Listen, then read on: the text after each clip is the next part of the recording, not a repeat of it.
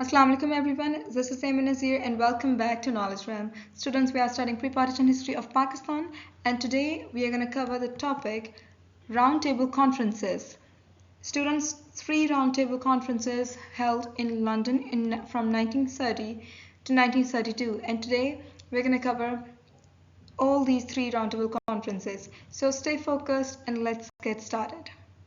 Starting with the brief introduction of roundtable conferences.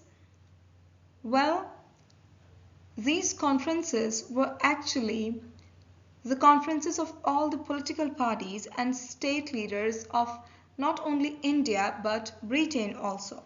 These conferences held in London and the main aim of these conferences were the formulation of a unanimous constitution for India.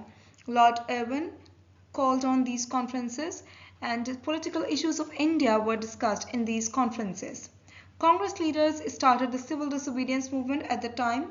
They started this movement on March 30, 1930, so they did not take part in the first and third roundtable conference. Muslim, on the other hand, participated fully in these roundtable conferences. Muhammad Ali Jinnah participated in these roundtable conferences. They rejected the civil disobedience movement and they did not take part in the civil disobedience movement. And students, the outcome of the conferences were the Communal Award of 1932 and the Government of India Act 1935. Students, before starting the study of roundtable conferences in detail, I'd like to give a little bit background of the society at the time, what was happening at the society and why these roundtable conferences held in London, what was the aim of these conferences and what was happening in the society at the time. Well, students, we have studied it in detail in our previous lectures that in 1919, Montego-Chelmsford reforms were introduced in India. These reforms were constitutional reforms and it was decided at the time that at the completion of time period of 10 years, a commission would be appointed that would assess the performance of these reforms, alright? But students, there were some circumstances that necessitated the appointment of the commission before the completion of the time period of 10 years. The commission was appointed 8 years after the Montego-Chelmsford reforms and in 1927, Simon Commission was appointed. British once again attempted to introduce constitutional reforms in India in 1927 and for this Simon Commission was appointed. Simon Commission came to India to assess the performance of Montego-Chelmsford reforms and to introduce new constitutional reforms. But Simon Commission failed. Why it failed? Well, you can go to the lecture where I explained Simon Commission and you can study that in detail, that what happened at the time. Anyways, Simon Commission failed. It was boycotted by India. Entire India boycotted this commission and the report it presented was rejected. Then student, Lord Birkenhead, who was Secretary of State of India at the time, challenged Indians. He challenged Indians very satirically that if Indians do not like the constitution presented by British government, why don't they make their own constitution? Why don't they take this responsibility? Then students, all the Indians got united and an all-party conference was called and then a report was presented which was supposed to be the Constitution of India. That report was called Nehru Report. It was presented in 1929. There were some clauses in Nehru Report that were not liked by Muslims and this Nehru Report actually showed a little bit indifferent attitude towards towards Muslims. So Quaid-e-Azam and all the Muslim leaders rejected this report. Then Quaid-e-Azam presented his 14 points and unfortunately the 14 points were not accepted by Congress and these things were happening in the society at the time. It was all the battle of constitutional reforms in India. Then students, British government decided to call the roundtable conferences in London And the main aim of these conferences were the formulation of a working constitution for India and to resolve the political issues of the country. So this was the background of the society. This was something that happened in past years. This was the reason that roundtable conferences were called in London. This was the background of the society. Now we're going to start the actual study of roundtable conference. Starting with the first roundtable conference, students 57 delegates were sent from India to London to take part in this conference, and 18 of them were Muslims. Quaid-e-Azam Muhammad Ali Jinnah, Maulana Muhammad Ali, Sir Agha Khan, Maulvi A.K. Fazlul Haq, and Mian Muhammad Shafi. These were some of the Muslim leaders who took part in this conference. Congress leaders, they did not take part in the first roundtable conference because they were arrested for starting civil disobedience movement, and they did not take part in the first conference. Students, there was no preset agenda of the conference, but Indians presented some demands in that conference. First of all, Indians, and from Indians I mean Muslims and Hindus collectively, all the Indians. Indians demanded that India should be a federation. There should be a federal government and then the government of the provinces also. India should be a federation. This was the demand of Indians. Then students, Congress demanded a dominion status for India.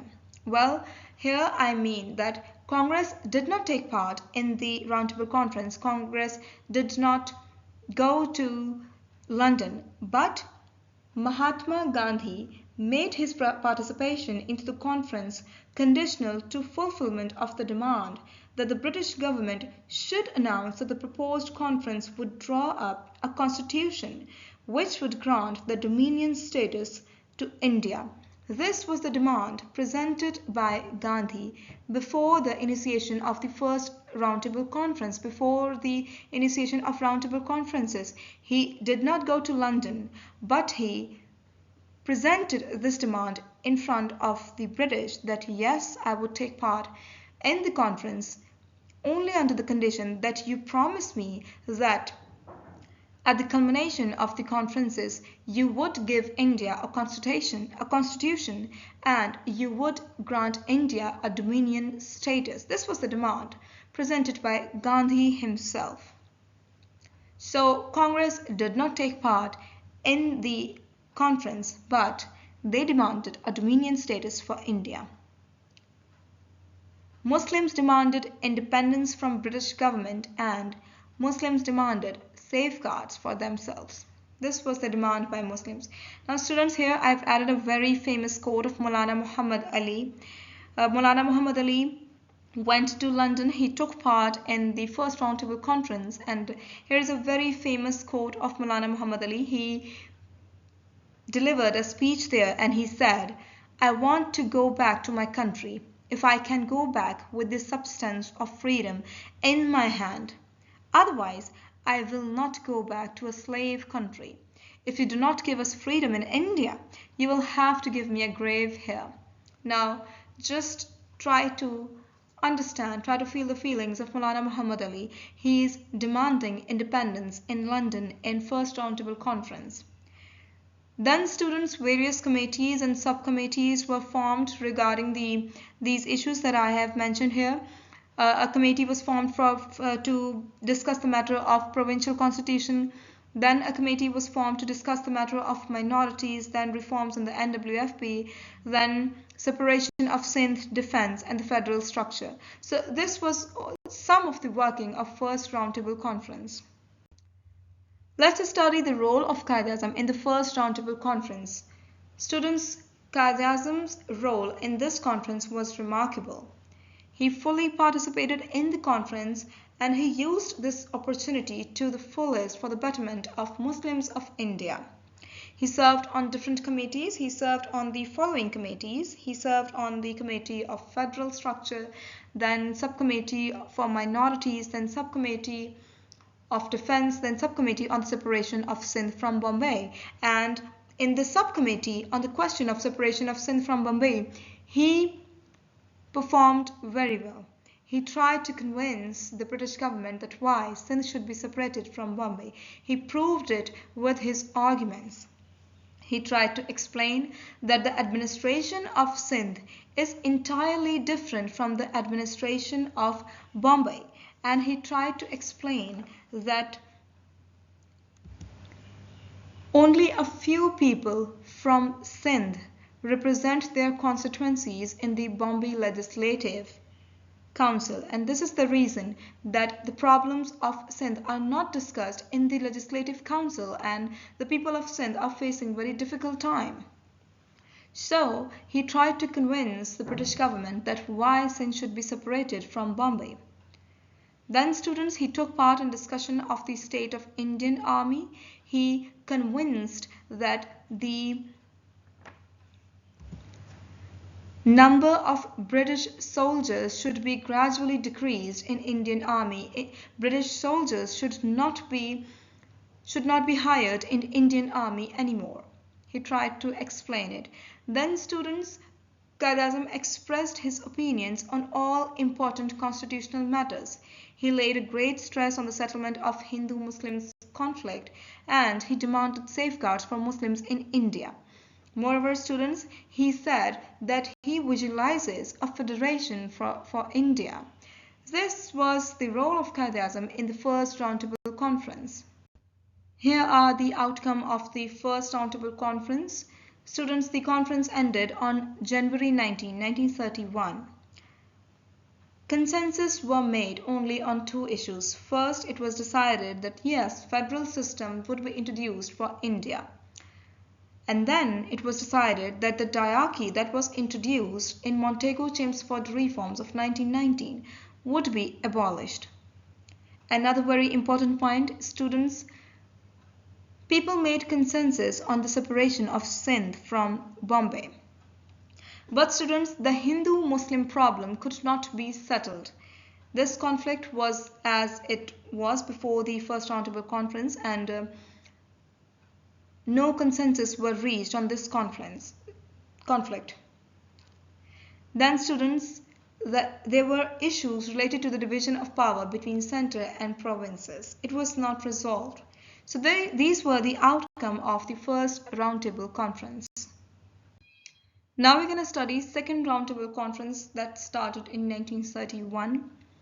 But students, before second Roundtable Conference, there is something that we should study, and it is Gandhi-Irwin Pact that was made on March 5, 1931. Students, I have explained it in the previous slides in first Roundtable Conferences that Gandhi did not take part in first Roundtable Conference because he was in jail, he was arrested, and many other Congress leaders were arrested because they started civil disobedience movement in India.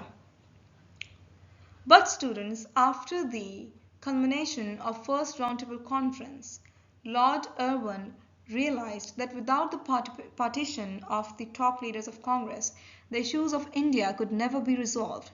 Gandhi's absence was not good for Roundtable Conference. Lord Irwin wanted Gandhi and other Congress leaders to take part in these Roundtable Conferences because they represented Hindu class of India. So it was not possible to formulate any constitution without their presence. So in order to make Gandhi take part in the Roundtable Conferences, Lord Irwin made a pact with Gandhi, and it was called Gandhi-Irwin Pact.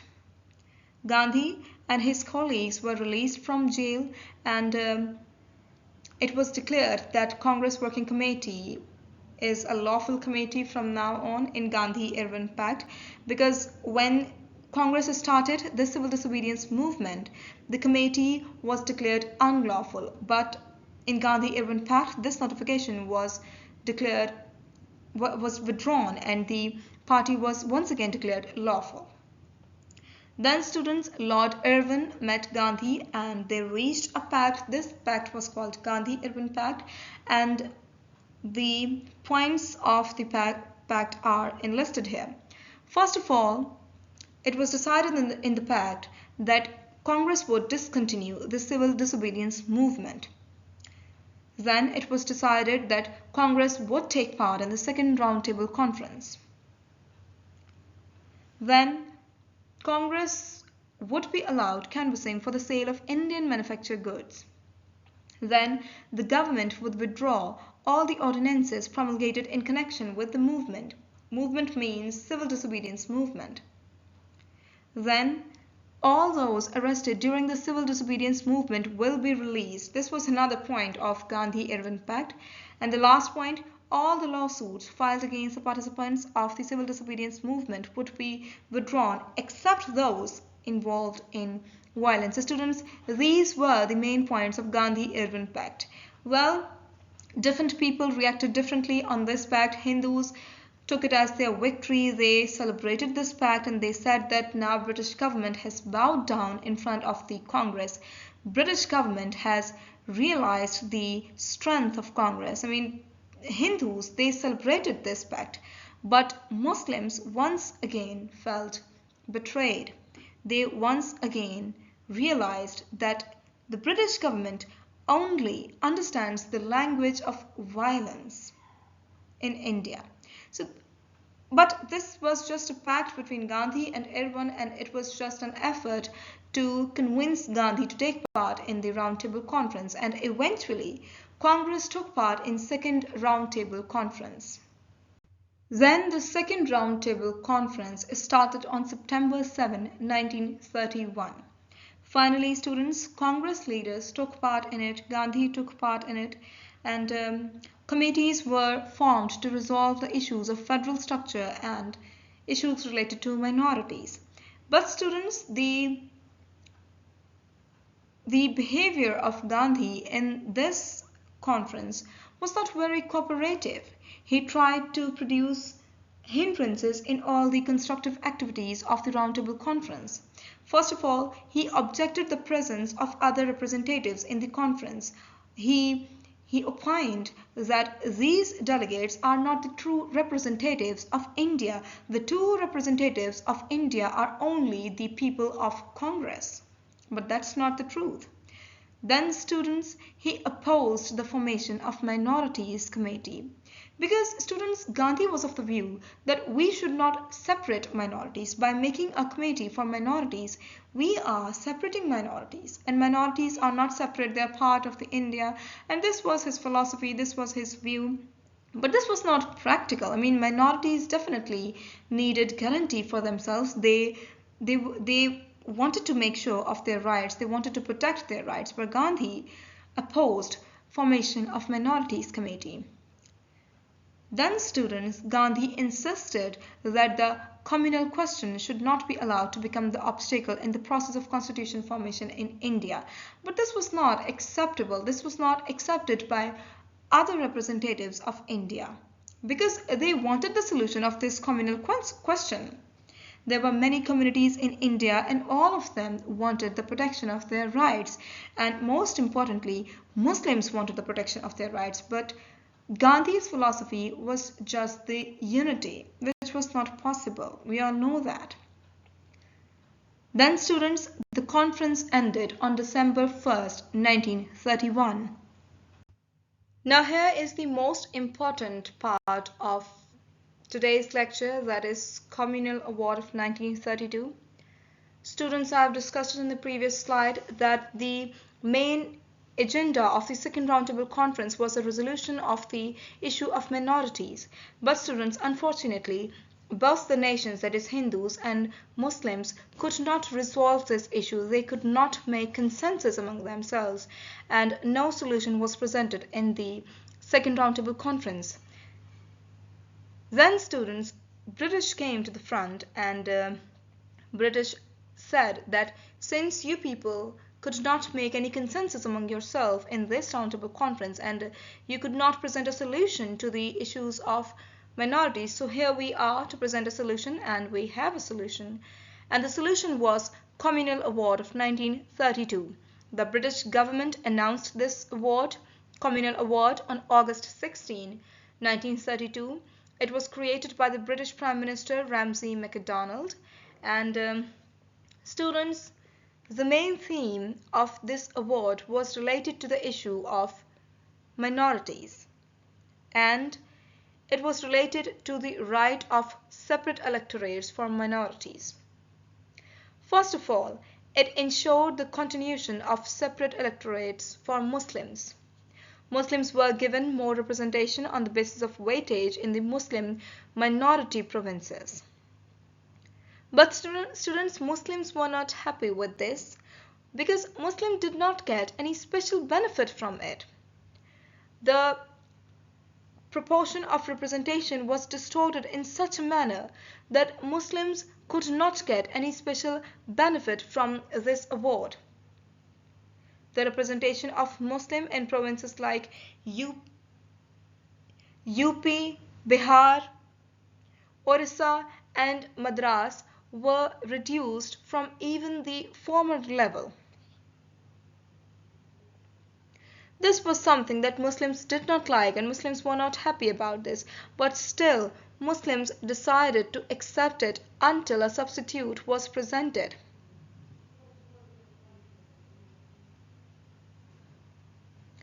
Then students, other communities like Sikh and the other depressed classes of the India also benefit from this communal award.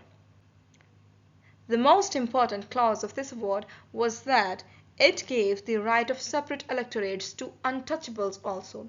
Now students, this is something that infuriated Gandhi.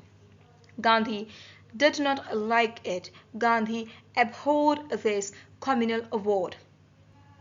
And Gandhi started fast unto death as a protest after this. Students, I've explained it in the beginning of this lecture that Gandhi's philosophy was of unity.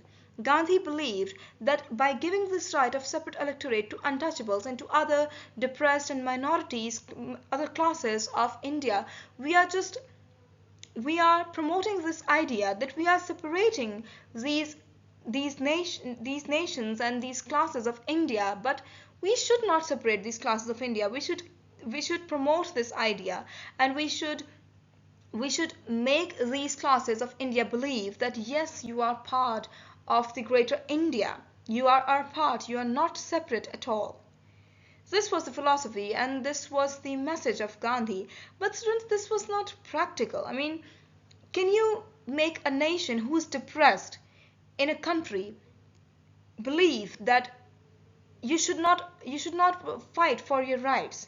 You should not ascertain the guarantee of your rights. You should not protect your rights.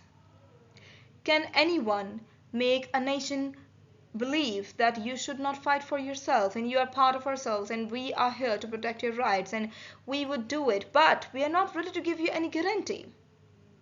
This was the philosophy of Gandhi. Gandhi did not want separation of these classes, especially untouchables. Gandhi said that the separate electorates is highly damaging to the Hindus and the untouchables, and as far as the Hindu religion is concerned, the separate electorate would chop it into pieces. This was the statement given by Gandhi after this communal award, and after reading this, that this communal award is giving the right of separate electorates to untouchables. Gandhi started fast unto death as a protest after this. But students, some prominent Hindu leaders convinced untouchables to abandon this right of separate electorate. They presented certain conditions before these untouchables and they made this class of India, untouchables, abandon this right of separate electorate. They were ready to quit on this and they did so after this. Then student, another pact was introduced. It was called Poona Pact, and this pact actually reserved the seats for untouchables in the assemblies for untouchables. So this is how Gandhi's fast was brought to end and Gandhi broke his fast. But this was about the Communal Award 1932. Hindus rejected the award and they raised great hue and cry against it, but on the other hand, Muslims accepted this award. So students, the second roundtable conference ended in vain. It was a futile effort. It could not resolve the issue that was supposed to be resolved in the conference. Minorities conference was not resolved in the second roundtable conference, and after that the communal award was presented by British government to resolve the issue of minorities. Right of separate electorate was granted to the untouchables, but the untouchables abandoned it because Gandhi started fasting, and Muslims accepted the award. They did not accept it happily, but they accepted it. Then students, third roundtable conference is started in 1932, and it lasted from November 17 to December 24, 1932. Students, in this roundtable conference, no important proceeding could take place because Congress did not take part in it. Congress was protesting due to the communal award of 1932.